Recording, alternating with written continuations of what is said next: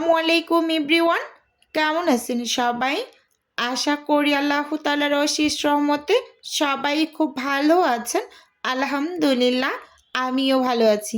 আজকে আপনাদের সাথে রমজান স্পেশাল স্প্রিং রোলের রেসিপি শেয়ার করব। তো এই স্প্রিং রোল তৈরি করে কিন্তু অনেক দিন সংরক্ষণ করে রাখা যায়। সামনে যেহেতু রমজান উপলক্ষেই কিন্তু অনেক ধরনের ফ্রোজেন ইফতার আমরা রেডি করে তারপর কিন্তু সংরক্ষণ করে রাখি। তো আজকে ওরকম করেই কিন্তু ভিডিওটা সাজিয়েছি। আশা করি আপনাদের কাছে রেসিপি ভালো লাগবে।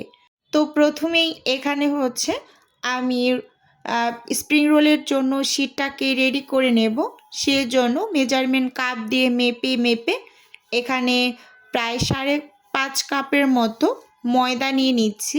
আমি এখানে কিছু শিট স্প্রিং রোলের জন্য তৈরি করব এবং কিছু শিট তৈরি করে রাখব হচ্ছে সমোচার জন্য। একই শিট দিয়ে যেহেতু স্প্রিং রোল, সমোচা, অন্থুন রেডি করা হয়, তো আমার যেহেতু টুকিটাকি অর্ডারের কাজ থাকে, তো সেজন্য একসাথেই দুইটা ডো করে নিচ্ছি।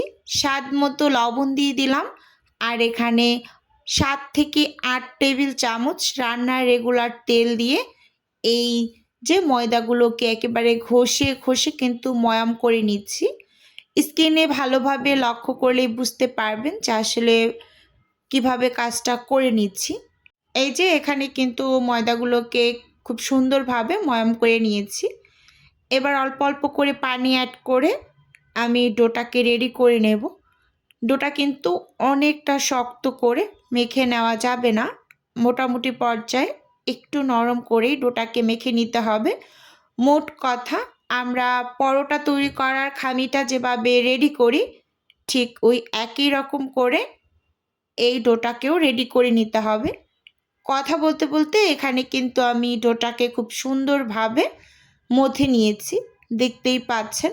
সত্যি কথা বলতে এই ডো রেডি করতে কিন্তু আসলে অনেকটা বেশি কষ্টের, কি আর বলবো, মানে হাত একেবারে ব্যথা হয়ে যায়।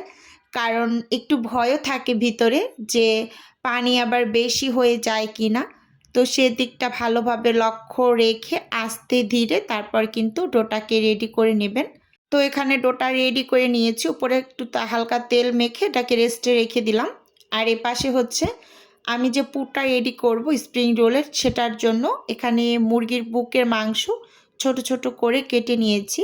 তো এর মাঝে আমি 1/2 চা চামচ দিয়ে দিলাম সাদা গোলমরিচ গুঁড়ো এবং 1/2 চা চামচ দিয়েছি আদা বাটা, 1/2 চা চামচ দিয়েছি রসুন বাটা, আর এখানে আমি 2 টেবিল চামচ দিয়ে দিলাম সয়া সস, আর সেই সাথে এখানে দিয়ে দিচ্ছি লাল মরিচের গুঁড়ো 1/2 টেবিল চামচ, সেই সাথে দিয়ে দিচ্ছি এখানে ধনিয়ার গুঁড়া 1/2 টেবিল চামচ, গরম মশলার গুঁড়ো দিয়েছি 1/2 টেবিল চামচ, ভাজা জিরার গুঁড়ো দিয়ে দিয়েছি 1/2 টেবিল চামচ। তো এবার সব কিছু খুব সুন্দরভাবে এই যে চামচ দিয়ে একটু নেড়ে চেড়ে মেখে তো আমি অফ স্কিনে পুরটাকে রেডি করে নেব। যেহেতু আমার হাতে সময় কম ছিল, এজন্য আমি এই কাজটুকু অফ ক্যামেরাতে করে নিয়েছি। তো সব শেষে এখানে লবণটা ব্যবহার করেছি, যেহেতু প্রথম অবস্থায় সয়া সস দিয়েছি, তো লবণ কিন্তু থাকে সয়া সসে, তো সেক্ষেত্রে লবণটা একেবারে শেষে দিয়ে পুরটাকে রেডি করে নেব অফ স্কিনে। আর এপাশে আমি যে ডোটা রেস্টে রেখে দিয়েছিলাম সেখান থেকে ছোট ছোট করে আমি লেচি বের করে নিচ্ছি। যেহেতু অনেকগুলো শিট তৈরি করতে হবে, মানে সমোচার জন্য এবং স্প্রিং রোলের জন্য, তো সেক্ষেত্রে একটু ছোট ছোট করে লেচিগুলোকে কেটে নিলে আমার একটু সুবিধা হবে। তো এই যে দেখুন অনেকগুলো লেচি কিন্তু আমি বের করে নিয়েছি। তো এবার ঢাকনা দিয়ে ঢেকে সাইডে রেখে দিচ্ছি। আর এপাশ থেকে আমি একটা লেচি নিয়ে ছোট ছোট করে রুটি বেলে নেব। এখানে আমি আজকে শিটটা কিভাবে তৈরি করি A to Z রেসিপিটা শেয়ার করেছি। তো অনেক আপুদের মেসেজ বা হোয়াটসঅ্যাপে টেক্সটও পেয়েছি যে আপু শিটটা কীভাবে তৈরি করেন, এরকম একটা ভিডিও আবার একটু শেয়ার করেন। তো এই যে আজকে কিন্তু শিট তৈরির ভিডিও একেবারে পুরোপুরি মানে দেখিয়ে দিচ্ছি। যেহেতু সামনে রমজান, অনেকেরই উপকারে আসবে, এজন্য পুরোপুরি শেয়ার করলাম। প্রথমে এখানে আমি 4টা রুটি বেলে নিয়েছি ছোট ছোট করে। এবার একটা রুটি নিয়ে এর উপর আমি কিছুটা পরিমাণ তেল দিয়ে দিয়েছি। এখন আবারও শুকনো গুঁড়ি ছিটিয়ে এর উপর আমি আরেকটা রুটি দিয়ে চেপে চেপে 4-5টা লাগিয়ে আবারও কিছুটা পরিমাণ তেল দিয়ে এর উপর শুকনো গুঁড়ি ছিটিয়ে আরেকটা রুটি দিয়ে দিলাম। ভালোভাবে হাত দিয়ে একটু চেপে চেপে নিতে হবে, স্কিনে লক্ষ্য করুন তাহলেই বুঝতে পারবেন। তো এবার খুব সুন্দরভাবে শেষ রুটিটা দিয়ে দিলাম। তো দেখুন এপিঠ ওপিঠ দুই সাইডে উল্টে পাল্টে শুকনো ময়দা ছিটিয়ে খুব সুন্দরভাবে বেলে নেবেন, যাতে কোনো পাশ মোটাও থাকে না বা কোনো পাশ পাতলা হয়ে যায় না। এর দিকে একটু লক্ষ্য রাখতে হবে। এবার উল্টে পাল্টে বেলে নিতে হবে। নিচের সাইডের রুটিটা সবসময় ছোট হয়ে যায়, তো সেজন্য অবশ্যই আপনাকে বারবার করে উল্টে পাল্টে রুটিটাকে বেলে নিতে হবে পাতলা করে, যথাসম্ভব পাতলা, মানে আপনি যতটা পাতলা করতে পারেন এরকম আর কি। যেহেতু তেল দেওয়া আছে খুব সুন্দরভাবে মানে ইজিলি আপনি একটার থেকে একটা খুলে নিতে পারবেন যখন এই রুটিটাকে আলাদা করবেন, মানে ছেঁকে নেওয়ার সময়। এই যে পাতলা করে বেলে তারপর এখন আমি এই যে তাওয়াতে ছেঁকে নিচ্ছি। চুলোর আঁচটাকে একেবারে লো করে তারপর কিন্তু এই যে আমি রুটিটা ছেঁকে নিচ্ছি। আর একটার থেকে একটা কিন্তু খুব সুন্দরভাবে আলাদা হয়ে যাবে। গরম গরম অবস্থায় কাজটা করে নিতে হবে। এই যে দেখুন আমি চারপাশ থেকে একটু দেখার চেষ্টা করছি যে ছুটছে কিনা। আস্তে আস্তে দেখলাম যে পাশটা ছুটে যাচ্ছে, তো তখনই কিন্তু স্প্যাচুলা দিয়ে এই যে খুব সুন্দরভাবে আলাদা করে নিচ্ছি। হাতে একটু তাপ লাগে বাট ব্যাপার না, তারপরও একটার থেকে একটা আলাদা করার সময় খুবই ভালো লাগে।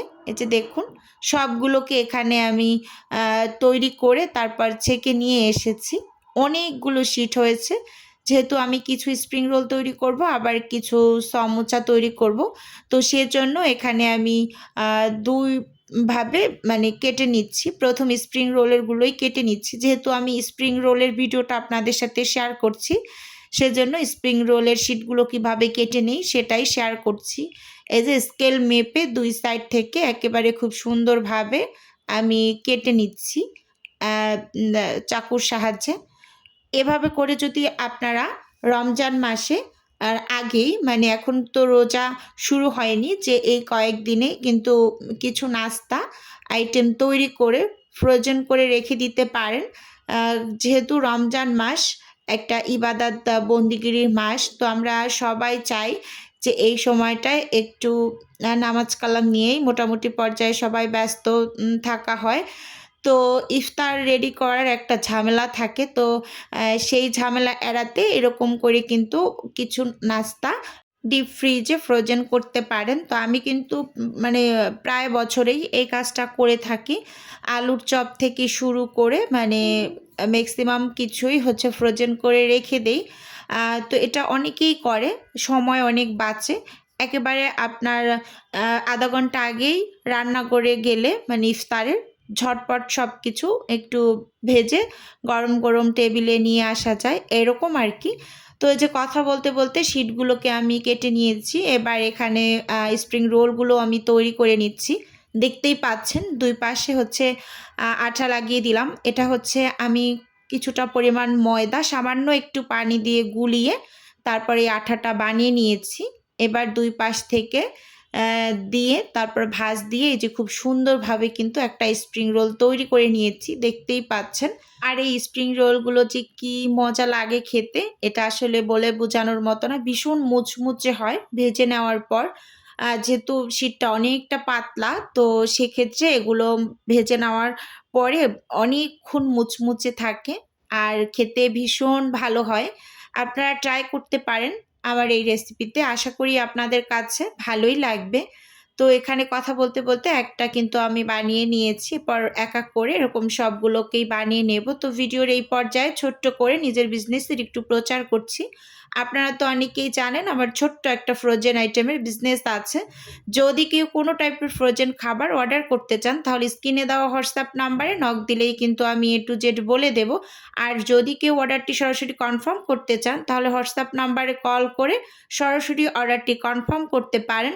শুধুমাত্র ঢাকা সিটির মাঝেই হোম ডেলিভারি করা হয়, মানে ক্যাশ অন ডেলিভারি যেটাকে বলে। তো এই যে দেখুন এখানে কিন্তু আমি সবগুলো স্প্রিং রোলই বানিয়ে নিয়েছি। এবার এগুলোকে হচ্ছে ফ্রোজেন করব, তারপর হচ্ছে আমি ডেলিভারি করে দেব।